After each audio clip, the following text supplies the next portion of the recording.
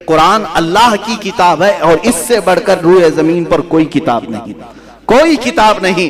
آج تک محفوظ کتاب پوری دنیا میں صرف قرآن پاک ہے۔ یہ میرا چیلنج ہے، اگر کوئی اسے توڑ سکتا ہے تو توڑ کر کے دکھائے۔ میں قرآن پاک کی ہر حرف اور ہر آیت، ہر سورے کو ثابت کر کے دکھاؤں گا کہ 1400 سال سے قرآن کیسے محفوظ ہے، اور باقی دوسری کتابوں میں کیا کیا خرد برد ہوا ہے وہ بھی ہمیں پتا ہے، کس کے کتنے نسخے ملتے ہیں، کتنے الگ الگ کتابیں کہاں کہاں سے شائع ہوتی ہیں۔ مقدس کتابوں کی بات کر رہا ہوں، سب خرد برد ہو گئے ہیں۔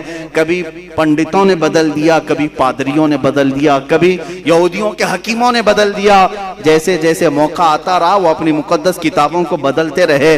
قرآن ایک ایسی کتاب ہے جس کو اللہ تعالیٰ نے ہر ایک کے ہاتھ سے محفوظ رکھا ہے، کوئی اس کو، بلکہ یہ لوح محفوظ پر بہت پہلے سے لکھا ہوا ہے۔ بلکہ عقیدہ تو ہمارا یہ ہے کہ یہ اللہ کی صفت ہے، علم الہی ہے، اللہ تبارک و تعالیٰ کے ساتھ ہمیشہ سے ہے اور ہمیشہ رہے گا۔ قرآن کو فنا نہیں ہے۔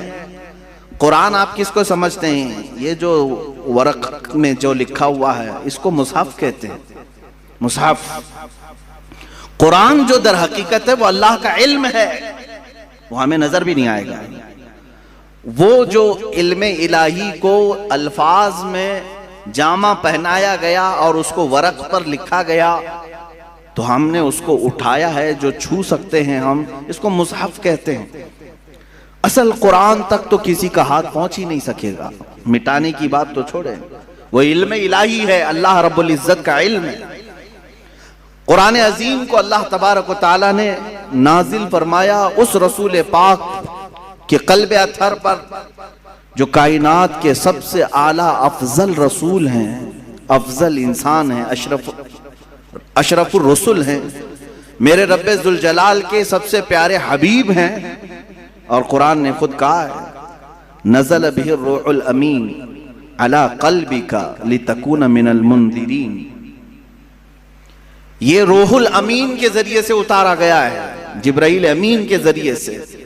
اے رسول آپ کے قلب اطہر پر اتارا گیا ہے تاکہ آپ اللہ سے ڈرنے والے ہوں۔ اب توجہ چاہتا ہوں، قرآن اللہ رب العزت کا علم ہے، اتارنے والے، لے آنے والے جبرائیل امین ہیں، جس پر اتارا گیا وہ محمد رسول اللہ ہے صلی اللہ تعالی علیہ وسلم۔ ان ذوات کی بات میں کر رہا ہوں، نہ کوئی اللہ رب العزت کے شان تک کوئی پہنچ سکے گا، نہ اس کے متعلق برا بھلا کہہ کر کے اس کی شان میں کوئی کمی کر سکے گا، نہ اللہ تبارک و تعالیٰ کو کوئی ضرر پہنچا سکے گا، نہ جبرائیل امین تک کوئی پہنچ سکے گا، نہ ہی محمد الرسول اللہ صلی اللہ علیہ وسلم تک۔ اور جب ان تین کے ذریعے سے اللہ رب العزت نے قرآن اتارا جبرائیل کے ذریعے سے میرے آقا صلی اللہ علیہ وسلم کے قلب اطہر پر، تو قرآن جو رسول پاک کے سینے پر اترا وہ اتنا محفوظ اتارا گیا ہے، اتنا محفوظ کہ صبح قیامت تک 1000 مشینیں، 1000 کمپیوٹر، 1000 انٹرنیٹ لے کر کے بھی اس میں رد و بدل نہیں کر سکیں گے، نہیں بدل سکیں گے۔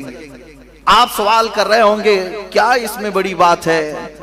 آج تو ایک خبیث مردود، ایک گندی نالی کا کیڑا جس کو سنگھیوں نے پال رکھا ہے، نام تو مسلمان رکھا وسیم نام، لیکن ہے در حقیقت وہ سنگھیوں کا ایک بنگی، اس نے یہ قرآن کو الگ چھاپنے کی کوشش بھی کی اور آیتیں حذف کر کے 26 آیتیں ایک نیا قرآن شائع کرنے کی بات کیا۔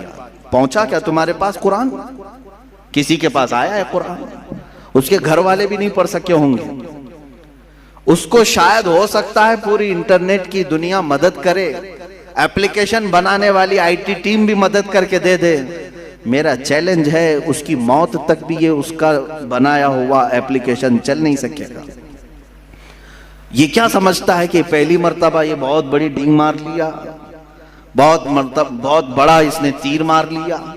اس سے پہلے بھی بہت سارے لوگ آئے اور قرآن پاک کی تحریف اور تبدیل کی کوششیں کرتے رہے، لیکن چونکہ مولا نے جب یہ کہہ دیا ہے کہ ہم ہی اس کی حفاظت کرنے والے ہیں اور ایک آیت میں تمہیں بتا دوں، اتنی پاورفل آیت ہے، 15ویں پارے کی آیت، رب تعالیٰ فرماتا ہے قُلْ لَئِنِ اجْتَمَعَتِ الْإِنسُ وَالْجِنُّ عَلَىٰ أَن يَأْتُوا بِمِثْلِ هَذَا الْقُرْآنِ لَا يَأْتُونَ بِمِثْلِهِ وَلَوْ كَانَ بَعْضُهُمْ لِبَعْضٍ ظَهِيرًا۔ اے رسول آپ فرما دیں، سارے جنات، سارے انسان مل جائیں اور ایک دوسرے کی مدد کریں اور سب مل کر کے چاہیں کہ میرے اس قرآن کی طرح بنا لیں تو ہرگز وہ بنا نہ سکیں گے۔ اتنا پاورفل چیلنج ہے، نہیں بنا سکیں گے۔ تم نکالنے کی کوشش تو کیے، دوسرا بنا کر کیوں نہیں لا سکے آج تک؟ خرابیاں ڈھونڈنے کی تو کوشش کیے، ایک اور قرآن کیوں نہیں بنا سکے آج تک؟ اس کے میسیجز کیا تم سمجھتے ہو عربوں کی طرح القاریہ ملقاریہ وما ادراک ملقاریہ ایک سورے کو دیکھ کر کے کچھ عرب کے شاعروں نے بنا لیا تھا الفیل ملفیل وما ادراک ملفیل خرطومہ طویل؟ اس آیت کے وزن پر انہوں نے بھی سوچا ہم بھی بنا لیں گے، لیکن وہ خود ہی ہنس پڑے بنا کر، ان کو خود ہی لگا کیا بھدا ہم نے بنایا ہے۔ القاریہ ملقاریہ اس کا معنی ہی کچھ اور ہے، دل دہلا دینے والی، وہ قیامت کے متعلق ہے۔ کیا دل دہلانے والی؟ تم کیا جانو کہ کیا ہوتی ہے دل دہلانے والی؟ وہ قیامت کے منظر کو اللہ بیان فرما رہا ہے سورہ قاریہ میں، اور اس کے بدلے میں کچھ عرب کے جاہل شعراء بہت پیسے لے کر بنا کر لائے تھے کہ ہم بھی اسی ٹائپ کا کچھ بناتے ہیں۔ وہ بنایا کیا؟ الفیل ملفیل وما ادراک ملفیل، ہاتھی، تم کیا جانو ہاتھی، خرطومہ طویل، اس کی سونڈ لمبی ہوتی ہے، اس کی پونچھ چھوٹی ہوتی ہے۔ اور اس کے بعد پھر ہنسنے لگے، یہ کون سی سورہ ہے، یہ کون سی سورہ بنی؟ وہ خود اپنی بنائی ہوئی چیز پر ہنس پڑے اور پھر پھاڑ کے پھینک دیا۔ میرے عزیزو، عرب والے جو عربی کے بڑے بڑے بلیغ اور فصیح تھے، ان کے درمیان میرے آقا صلی اللہ علیہ وسلم نے صرف 3 آیتیں لکھ کر کے چیلنج کیا تھا۔ خانہ کعبہ پر پہلے شاعروں کے شعر لٹکائے جاتے تھے، کیونکہ عرب میں اس وقت لٹریچر کا دورہ تھا، جو سب سے اچھا شعر لکھتا وہ خانہ کعبہ کے دروازے پر لٹکایا جاتا، اور جب کوئی دوسرا اس کا جواب لکھتا تو یہ پہلا والا نکال دیا جاتا، پھر نیا والا لگایا جاتا تھا، مقابلہ ہوتا تھا۔ یہ مقابلہ کئی سال تک چلا، کئی دنوں تک چلا، جب قرآن پاک کی 3 آیتیں میرے آقا صلی اللہ علیہ وسلم نے لے جا کر کے لگایا، اِنَّا أَعْطَيْنَاكَ الْكَوْثَرَ فَصَلِّ لِرَبِّكَ وَانْحَرْ اِنَّ شَانِئَكَ هُوَ الْأَبْتَرُ، 3 ہی چھوٹی آیتیں ہیں، چھوٹی آیتیں، اور قرآن پاک کی سب سے چھوٹی سورہ بھی ہے۔ اتنا ہی لے جا کر کے میرے آقا صلی اللہ علیہ وسلم نے خانہ کعبہ کے پاس لٹکا دیا۔ اب عربوں کو تکلیف ہوئی کہ اس کا جواب تو ہونا چاہیے، شاعروں کو بلاؤ، پیسے دے کر کے بلایا گیا، آؤ اس کا جواب دو۔ بہت سارے آئے، دیکھے، کیونکہ اس کا جواب لکھنا معمولی نہیں تھا۔ یہ ہے تو چھوٹی سورہ، لیکن معنی کے اعتبار سے ہر آیت میں ایک سمندر موجود ہے۔ اس کے مفاہیم، اس کے ترجمے کرنے بیٹھ جائیں، ہر لفظ کا ایک بہت ہی بلیغ معنی ہے، فصیح معنی ہے۔ تو ایک بہت بڑا شاعر آیا، اس نے کہا میں جواب لکھ دیتا ہوں۔ اس نے اس کے نیچے اپنی جانب سے لکھ دیا ما ھذا کلام البشر، اسی کے وزن پر لکھا اس نے، انا اعطیناک الکوثر فصل لربک وانحر ان شانئک ھو الابتر، اتنا لکھا تھا۔ نیچے اس نے جا کر کے لگا دیا ما ھذا کلام البشر۔ وہ کہتا ہے میں اس کا جواب یہ لکھتا ہوں، یہ بشر کا کلام ہو ہی نہیں سکتا، یہ کسی انسان کا کلام ہو ہی نہیں سکتا۔ اس کے بعد پھر یہ خانہ کعبہ پر یہ لٹکانے کا سلسلہ بھی بندی ہو گیا۔ آخری مرتبہ قرآن کی وہی سورہ لگائی گئی، اور آج تک پھر دوبارہ کوئی چیلنج کے لیے لا نہیں سکا۔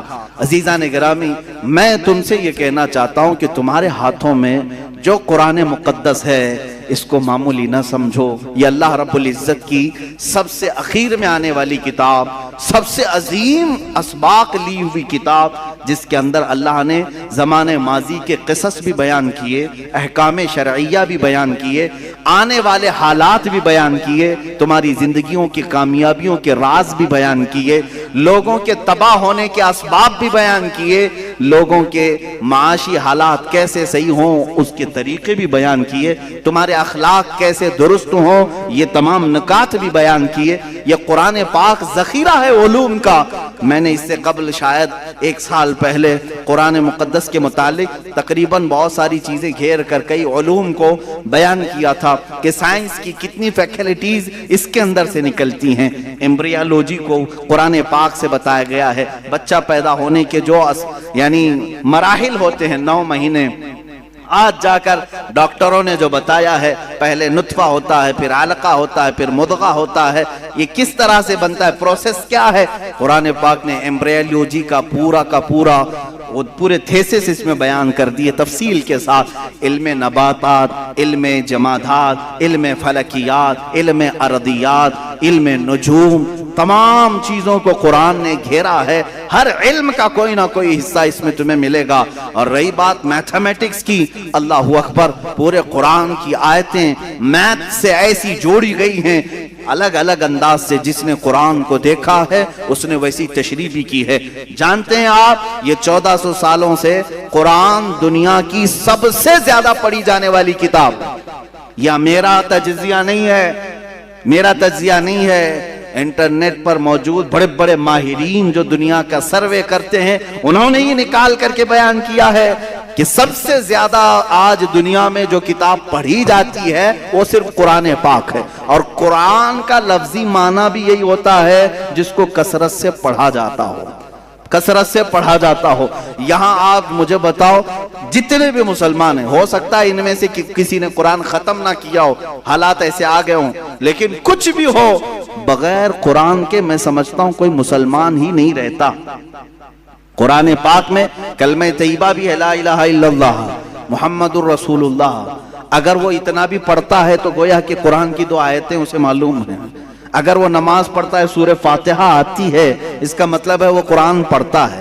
قل هو اللہ احد اس کو آتی ہے، اس کا مطلب ہے وہ قرآن پڑھتا ہے۔ انا اعطیناک الکوثر اسے آتی ہے، اس کا مطلب ہے وہ قرآن پڑھتا ہے۔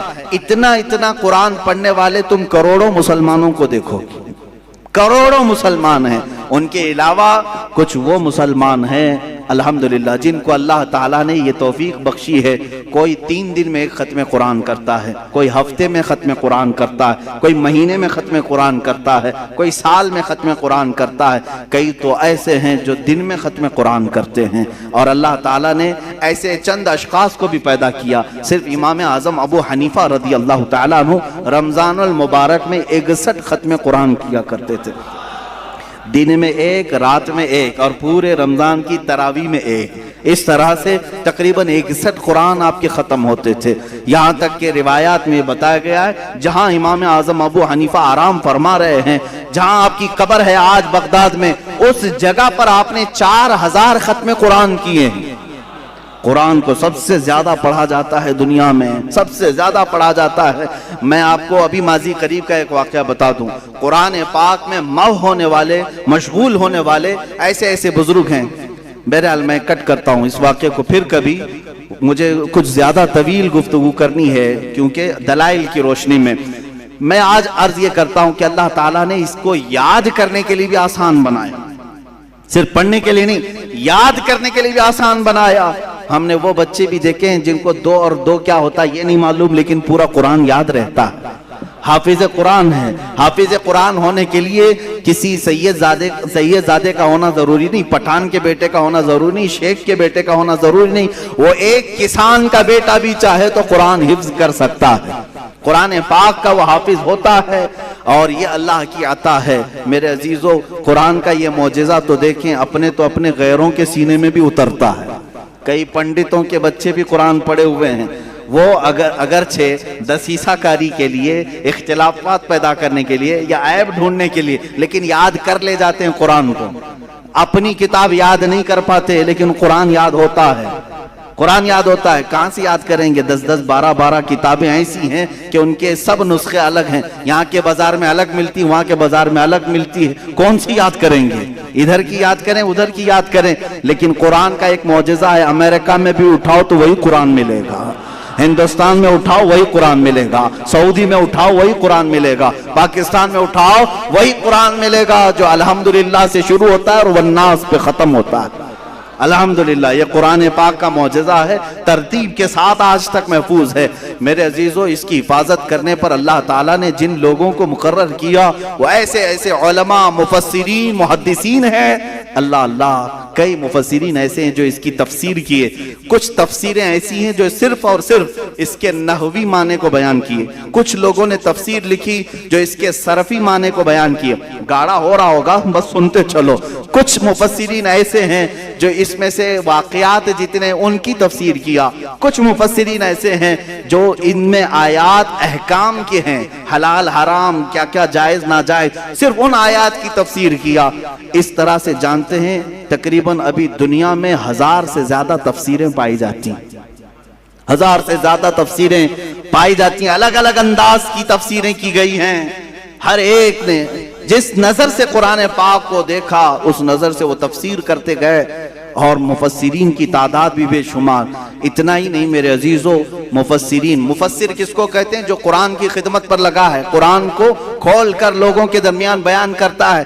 ان میں مفسرین وہ بھی ہیں جنہوں نے آیتیں بھی گن کر رکھی ہے، آیتیں ہی نہیں بلکہ اس کے اندر موجود پورے حروف بھی گن کر کے رکھے ہیں۔ صرف حروف ہی نہیں، بعض مفسرین وہ ہیں جو ان میں موجود نقطے بھی گن کر کے رکھے ہیں، یہ بھی گنا ہے کہ کتنی مرتبہ با آیا ہے، کتنی مرتبہ تا آیا ہے، کتنی مرتبہ یا آیا ہے، کتنی مرتبہ سین ہے، شین ہے۔ قرآن کے ہر حرف کو محفوظ کر کے رکھا ہے مفسرین نے۔ یہاں تک میں آپ کو بتاؤں، عقل حیران ہوتی، آج تک کسی کتاب پر اتنی خدمت نہیں ہوئی۔ ان مفسرین کی تربتوں پر لاکھوں سلام۔ انہوں نے یہ تک لکھ دیے کہ قرآن میں کتنے زبر ہیں، کتنے زیر ہیں اور کتنے پیش ہیں، یہ تک بھی لکھ دیا۔ زبر کی تعداد کتنی، زیر کی تعداد کتنی، پیش کی تعداد کتنی، سورے کتنے ہیں، یہ تو موٹی موٹی بات ہے، ہر ایک کو معلوم ہے۔ 114 سورے ہیں، 540 رکوع ہیں، 30 پارے ہیں، منزلیں 7 ہیں، یہ سب تو موٹی موٹی باتیں تقریباً مسلمانوں کو معلوم ہے، لیکن مفسرین نے اس کے نقطے، حروف، زبر، زیر سب جمع کر کے رکھ لیا۔ اب یاد کرنے کے لیے اتنی آسان اللہ نے بنایا۔ اللہ اکبر۔ کسی کو 3 سال میں یاد ہو رہا ہے قرآن، کسی کو 2 سال میں یاد ہو رہا۔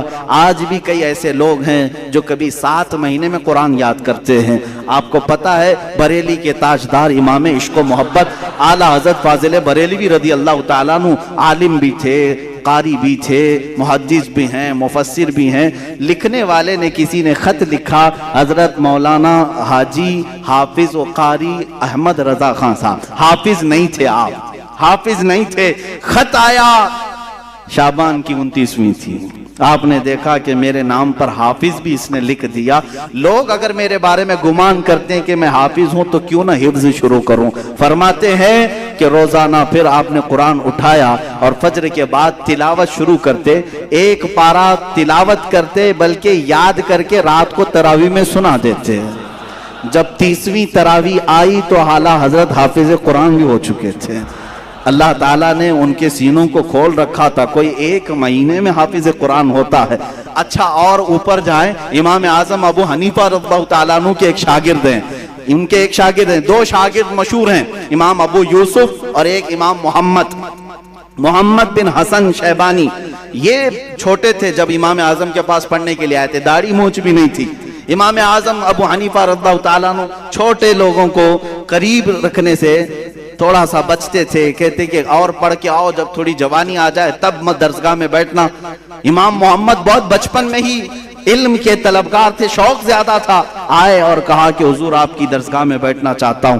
امام اعظم نے دیکھا کہ یہ ہٹتا نہیں، جاتا نہیں، تو ایک شرط لگا دیا، کہا بیٹا میں اسی کو پڑھاتا کرتا ہوں جو حافظ قرآن ہوتا ہے، کیا تو حافظ ہے؟ کہا نہیں حافظ تو نہیں۔ امام اعظم نے کہا کہ اس کو چھٹی کریں، حفظ کرنے میں جو زمانہ گزرے گا اس کے بعد آئے گا۔ امام محمد بن حسن شیبانی چلے گئے، یعنی دل میں بات تو رہی کہ درسگاہ میں بٹھایا نہیں، چلو ٹھیک ہے، جا کر کے پھر 8 دن کے بعد واپس دوبارہ آئے۔ امام اعظم ابو حنیفہ نے کہا پھر آ گئے تم، میں نے تمہیں بھیجا تھا۔ امام محمد بن حسن کہتے ہیں حضور پورا قرآن حفظ کر کے آیا ہوں، آپ نے 8 دن قبل کہا تھا اس 1 ہفتے میں میں حفظ قرآن کر کے آیا ہوں۔ یہ اللہ کا کلام ہے، وہ جس کے سینے میں چاہے اتار دے، اور یہ رب ذوالجلال کی عطا ہے۔ یہ تو میں دنوں کی تعداد بتا رہا ہوں، کوئی مہینے میں، کوئی 6 مہینے میں، کوئی سال، 3 سال، 8 دن۔ مولا اگر چاہے تو منٹ میں بھی کسی کے سینے میں اتارے، یہ اس کا کرم ہے۔ ذالک فضل اللہ یؤتیہ من یشاء، وہ اللہ کا فضل ہے، وہ جسے چاہے عطا فرمائے۔ عزیزان گرامی وقار، قرآن کے بارے میں ہم مسلمانوں کا عقیدہ وہی ہے جو صحابہ اکرام کا عقیدہ رہا، جو تابعین کا عقیدہ رہا۔ ہم قرآن کو ہر کتاب سے فوقیت دیتے ہیں، ہر کتاب سے دیتے کیا ہے؟ حقیقت میں اس کی حقیقت